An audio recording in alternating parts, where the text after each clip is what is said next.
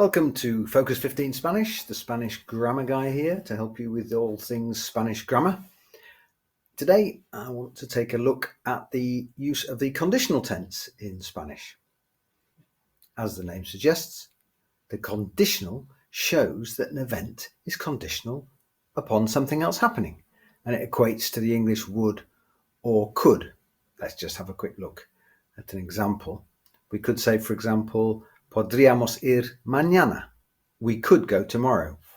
If we feel like it, if the weather's nice, so conditional upon something else happening. So this is the most obvious use of the conditional, but as we'll see in a minute, there's some uses of it that have nothing to do with conditionality, and it can be quite complex to use sometimes. So I'm just going to show you a few ways shortly to use the conditional in a way that makes your Spanish a bit more subtle and a bit more advanced. But first, let's have a look at how we form the conditional tense, a bit of a reminder about that. With regular verbs, we take the infinitive of the verb and we add the endings. And the endings are very easy for the conditional tense. They're the same for all verbs, AR, ER and IR verbs. So let's just take an example here. The infinitive of the verb estar, and then we add the endings. So it becomes estaría, estarías, estaría, estaríamos, estaríais, estarían.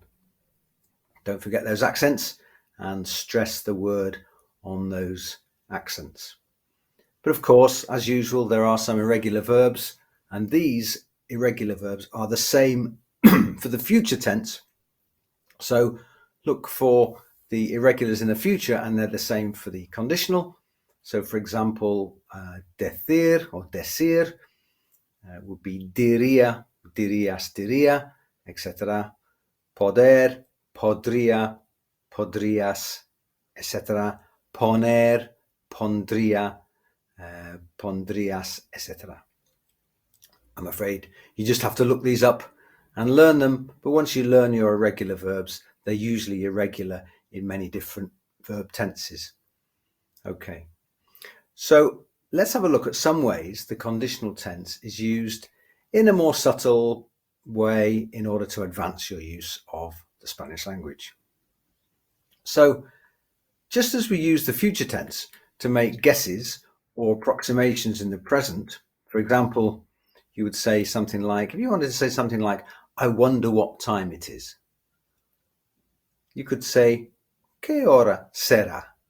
What time will it be? Okay, so we can use the conditional to express the same idea of a guess or an approximation, but in the past. What time would it have been, for example? So if we wanted to say something like, it must have been about 6 in the morning. Here we're talking about a supposition, but in the past. We could say something like, serían alrededor de las 6 de la mañana. Or if we wanted to say something like, she or he must have been about 30 years old, we could say, tendría unos 30 años. So as in English, the conditional is used to express the future in the past. That's the idea. What do you mean by that? Well, this would be similar to using the expression, for example, iba a plus the infinitive. Let's have a look at an example that will show this.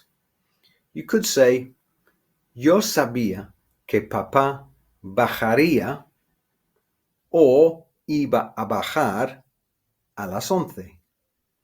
I knew father would come down at 11 o'clock. You can also use the conditional to be more polite. For example, to translate, would you mind closing the window? You could say, ¿Te importaría cerrar la ventana? Or if you wanted to say, would you do me a favor? You could say, ¿Me harías un favor? Okay, so there's a couple of more subtle ways to use the conditional.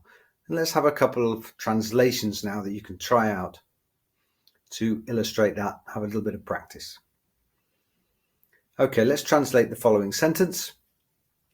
That day, we must have walked, using the verb andar, more than 50 kilometers. Okay, pause the video if you need to. Translate that using the conditional. So what we have here is the idea of an approximation or a guess, but in the past. Okay, here's the answer now. Aquel día andaríamos más de 50 kilómetros. Okay, hope you got that one right. Let's do another one. I kept them for a while, then I suppose I must have burned them. The verbs are given here, guardar and quemar. Okay, pause the video and do that translation. Okay, here's the answer now. Los guardé algún tiempo. Luego supongo que los quemaría. Okay, I hope you got those right, or at least partly right. That's it for now. If you're on the Focus 15 app, then try the exercises on the conditional there, and see you next time. Thanks for watching.